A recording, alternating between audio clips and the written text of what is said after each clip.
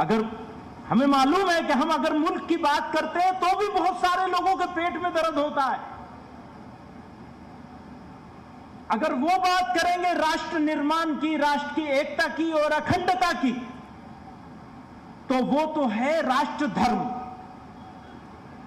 और अगर हम बात करेंगे राष्ट्र की एकता की, अखंडता की, तो वो है हमारा तंज, भक्ति कसना।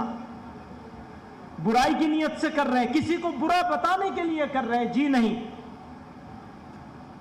हमारा आज़म है ये, दिखावे के लिए भी नहीं कर रहे हैं, हमारा आज़म है ये।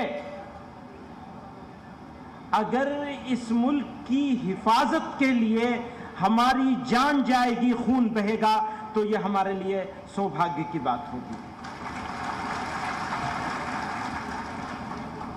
सआदत की बात।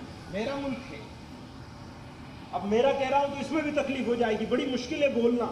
वो कह रहे थे बताओ कहां नफरत नजर आ रही है। आज मैंने सुना सुबह सुबह कि किसी बड़े रहनुमा ने कहा कहां नफरत नजर आ रही है। भाई हमारे लफ्ज भी तुम्हें बर्दाश्त नहीं हो रहे हैं।